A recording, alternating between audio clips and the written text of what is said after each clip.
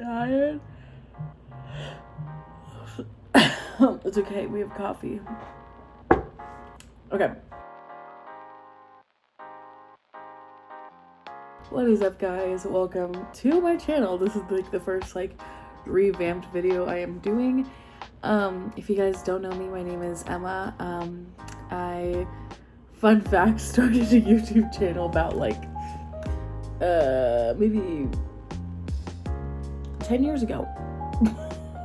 And now I've grown up. I want to make new content now, and I don't want to be making like a makeup guru kind of stuff, like that kind of thing. So today, if you guys don't know, I am in my reading kind of era right now. That's how I call it.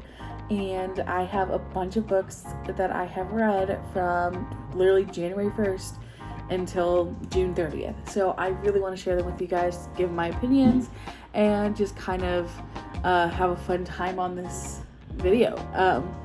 So I have my coffee.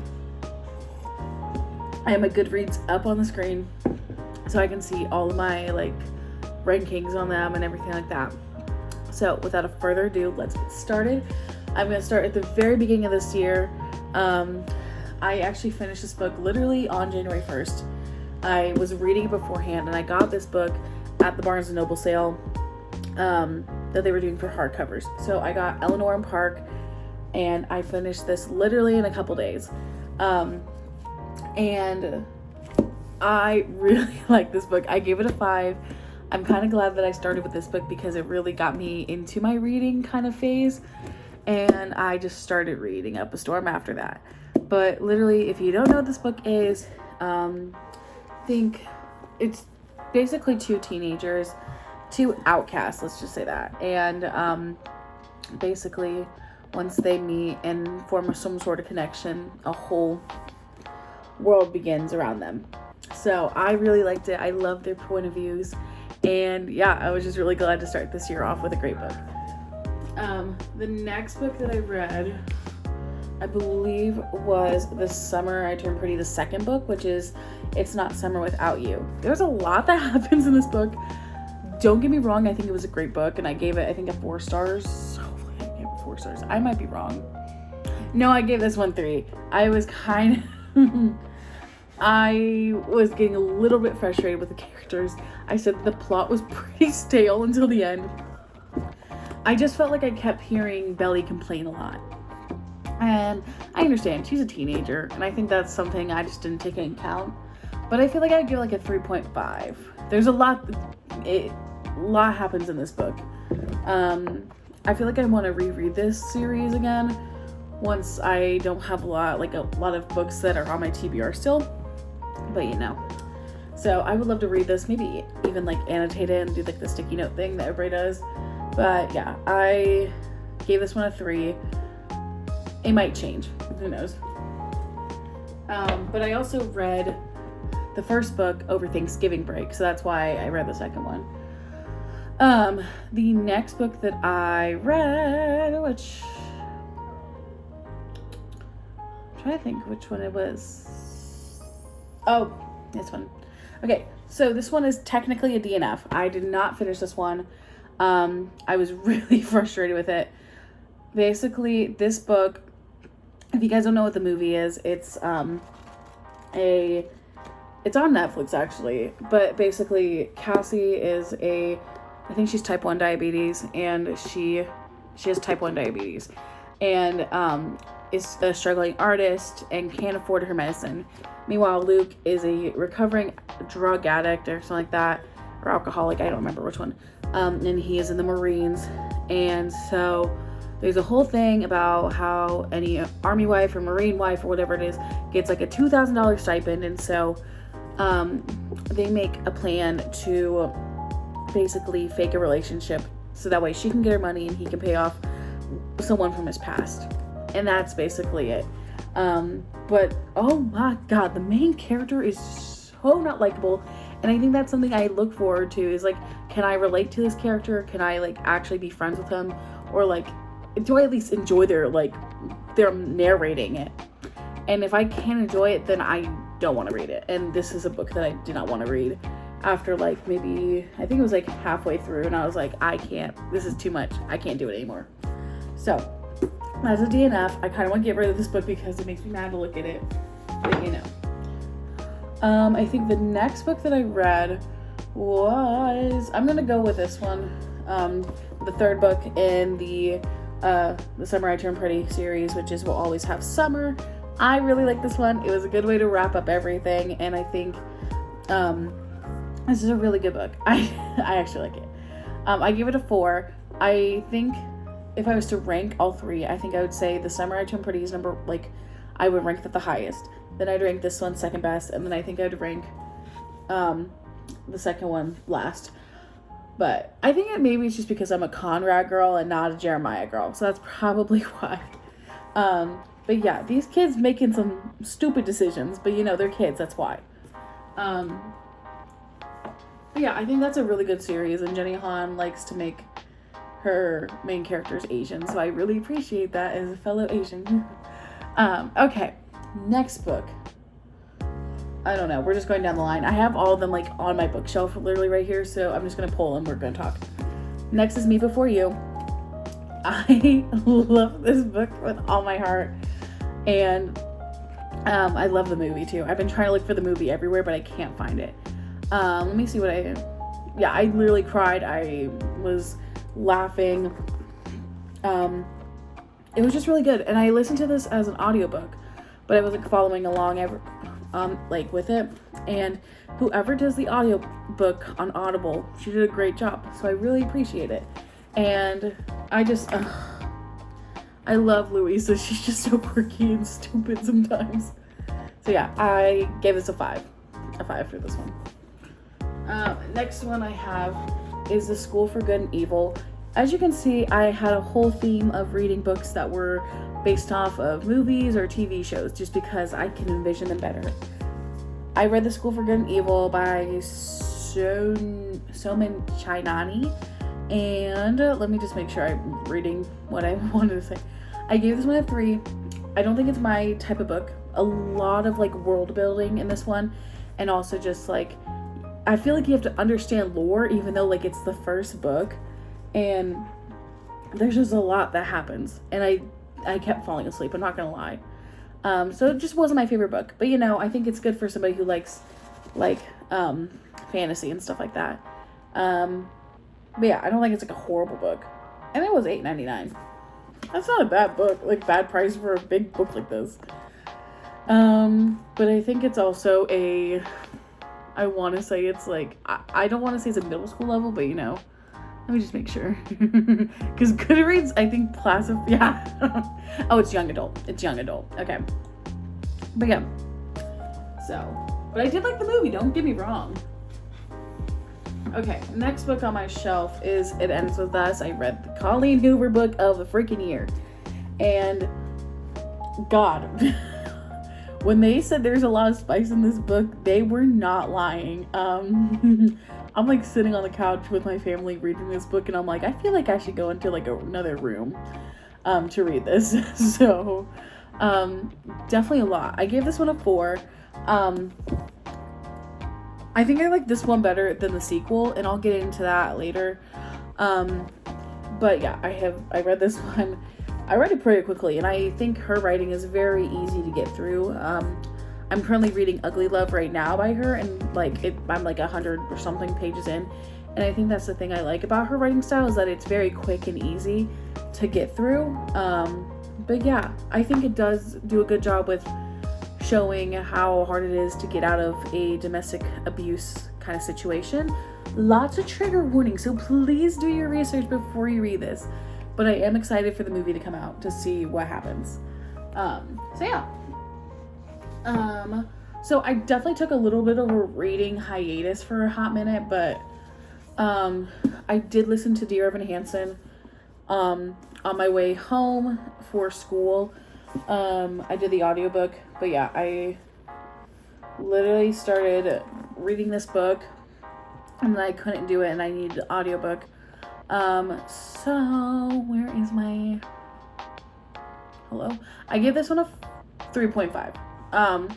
So I think there's some things, it just felt really stale, and it felt like I wasn't like, I was trying to read it and I was like, oh my god, I feel like I'm dragging through mud right now.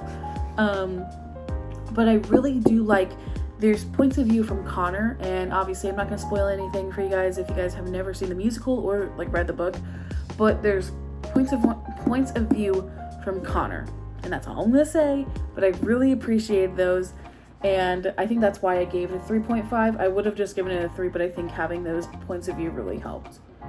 But yeah, also, Evan Hansen is not the best person.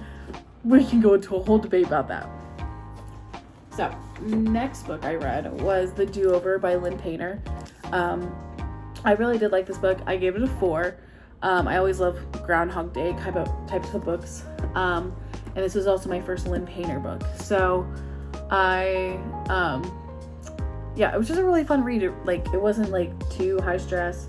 And I was just reading for fun. I was literally in my bed reading this stuff. I definitely laughed and had a nice little reaction to some parts.